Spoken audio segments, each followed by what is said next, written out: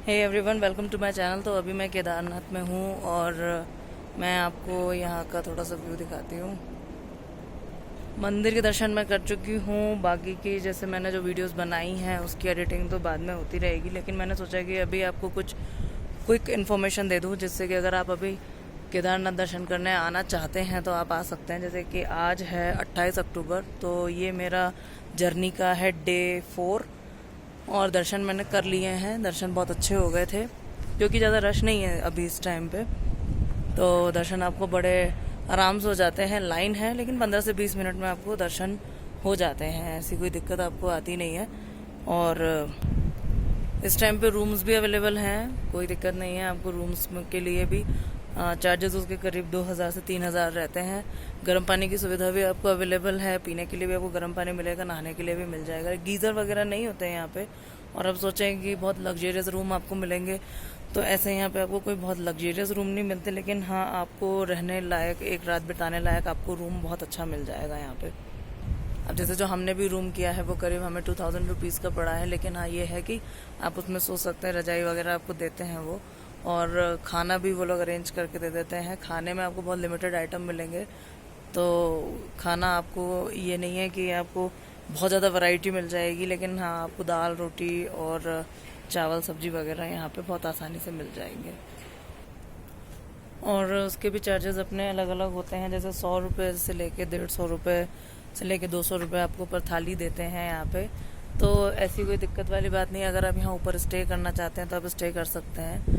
बाकी ऊपर आने के लिए आपके पास ऑप्शंस में है कि या तो आप पैदल चढ़ाई करके, जैसे हम लोग आए पैदल चढ़ाई करके, लेकिन मैं आपको बताऊंगी कि अगर आप में वाकई में आप चढ़ाई कर सकते हैं, आप में अच्छा स्टेमिना है और अगर आपके अंदर है कि हाँ मुझे ट्रैकिंग करके जाना है, मुझे चल के जाना है, तो ही आप यहाँ ऊपर चल के आने का प्रोग्राम बनाए, वरना चढ़ाई बहुत डिफ़िकल्ट है। ये मान लीजिए कि हमको 20 किलोमीटर की करीब चढ़ाई है और हमें करीब सुबह 7 बजे से हमने चढ़ाई चालू करी थी और शाम के 7 बजे हम ऊपर पहुँचे। और बिल्कुल खड़ी चढ़ाई है, तो आप ये सोचें कि हम आसानी से चढ़ जाएंगे। 20 किलोमीटर कोई बड़ा इशू नहीं है, वाकई में बहुत बड़ा इशू है, क्योंकि खड़ी चढ़ाई में चढ़ना इतना कोई आसान नहीं है। और अगर जैसे आप खच्चर से आना चाहते हैं तो वो भी आपके पास ऑप्शन है, लेकिन खच्चर जो है वो थोड़ा सा आप इस सीज़न में जैसे बार्गेन वगैरह कर सकते हैं खच्चर से आने के लिए, लेकिन खच्चर से मैं आपको रिकमेंड नहीं करूँगी, क्योंकि खच्चर से जो बैठ के आए हैं उनके भी यही रिव्यूज़ रहे हैं कि उससे तो और पेनफुल था कि आप मतलब पैदल चल के आ जाते, क्योंकि खच्चर पे बैठने में आपको इतने पूरे रास्ते पैरों में दर्द हो जाता है। और साथ में जो खच्चर होता है वो एक तो सीधा नहीं चलता है, सब तिरछा विरछा चलता है, तो उसका बड़ा ध्यान रखना पड़ता है। खड़ी चढ़ाई में वो कभी कभी थोड़ा सा फिसल भी जाता है। तो बेटर ऑप्शन ये है कि अगर आप जैसे पैदल चल के नहीं आ सकते तो आप हेलीकॉप्टर लें। हेलीकॉप्टर यहाँ पे सुबह के 6 बजे से लेकर शाम के 6 बजे तक चलते ही रहते हैं, कंटिन्यूस चलते रहते हैं। और ज़्यादा चार्जेस नहीं है, जैसे अभी ऑफ सीज़न चल रहा है तो आपको 5000 में भी हेलीकॉप्टर टू एंड फ्रो के लिए मिल सकता है, या उससे कम में भी मिल सकता है। वो तो आपकी बुकिंग के ऊपर है कि आपको कैसी बुकिंग करनी है। और दर्शन करने के लिए वैसे यहाँ पे भी बहुत यात्री आ रहे हैं, ऐसी बात नहीं है, लेकिन हाँ ये है कि जो मेन सीज़न इसका जो मई जून होता है वो उतनी भीड़ यहाँ पे अभी आपको देखने को नहीं मिलेगी। तो यही है कि थोड़ा सा आपको खाली खाली मिलता है, लेकिन हाँ टेम्परेचर यहाँ पे बहुत गिर चुका है। -4 डिग्री यहाँ पे रात में टेम्परेचर हो गया था, और अभी भी आप कह नहीं सकते कि कितना ज़्यादा टेम्परेचर यहाँ पे गिर सकता है, क्योंकि अब ये लास्ट का टाइम बचा है। 14 नवंबर के बाद से जब दिवाली स्टार्ट होएगी उसके बाद से यहाँ पे सब बंद हो जाएगा, यहाँ पे बर्फ़ पड़ जाएगी। इवन भगवान जी की जो मूर्ति है वो भी नीचे ले जाई जाएगी, और नीचे ले जाके उखीमठ में वहाँ पे उनकी स्थापना करी जाएगी, और 6 महीने आगे के वहाँ पे पूजा होगी, और उसके बाद पट फिर सीधे अप्रैल में खुलते हैं।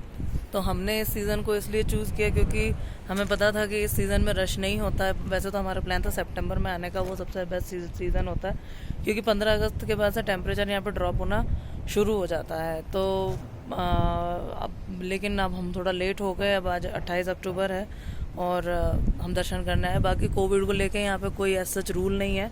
हाँ आप जैसे जब मंदिर की दर्शन की लाइन में लगते हैं तो आपको मास्क वगैरह लगाना पड़ता है, और इससे ज़्यादा कोई रूल्स नहीं है। और रही बात टेम्परेचर की, तो यहाँ आप अपने गर्म कपड़े लेके आएँ, और अगर आप ट्रैक कर रहे हैं तो आप थोड़ा सोच समझ के लेके आएँ, क्योंकि आपको जितना सामान अपने कंधों पे भी लेके आना पड़ेगा, और 20 किलोमीटर की ट्रैक भी करनी पड़ेगी। जैसे हमारा कुछ सामान लेके आए थे, तो स्वेटर वगैरह लेके आए थे, क्योंकि ऊपर आके काफ़ी ठंड हो जाती है। मतलब मान लीजिए इतनी ठंड हो जाती है कि आखिरी के 3 किलोमीटर जब हमारी ट्रैकिंग के बचे थे, तो वो हमको सबसे ज़्यादा हैवी लग रहे थे क्योंकि उस टाइम पे सनसेट हो चुका था और बिल्कुल टेम्परेचर एकदम से ड्रॉप हो गया था और आखिरी के 3 किलोमीटर अंधेरा भी हो गया था और अंधेरे में ट्रैक करना बड़ा टिपिकल काम था। तो वैसे तो लोग 10 घंटे 11 घंटे में भी पूरी कर लेते हैं ट्रैक, वो अपने अपने स्टेमिना के ऊपर है।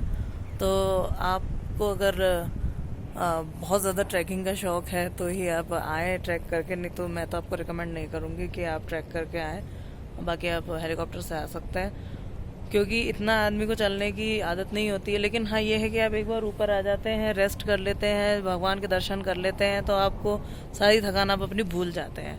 अब आज के दिन हमने दर्शन तो कर लिए हैं, अब हमने उतरना है नीचे, तो अब बस जाते हैं हम, अपनी पैकिंग कंप्लीट करते हैं और नीचे उतरते हैं। तो अभी करीब 11:30 हो रहे हैं और देखिए अभी इस टाइम पे अच्छी खासी धूप आ रही है, लेकिन यही शाम को और सुबह टेम्परेचर ड्रॉप हो जाता है। तो बाकी की वीडियोस मैं अपनी पूरी ट्रैक से रिलेटेड डालती रहूँगी आगे, जब मैं घर पहुँच के उसको एडिटिंग करूँगी तो। लेकिन ये मैंने एक वीडियो बना दी है जो मैं बिल्कुल अभी ही डाल दूँगी, जिससे कि आपको अभी फ़िलहाल की इन्फॉर्मेशन मिल जाए। और जो भी आपके क्वेश्चन है वो आप मुझे कमेंट सेक्शन में ज़रूर पूछें, तो मैं आपको उसके बारे में ज़रूर बताऊँगी।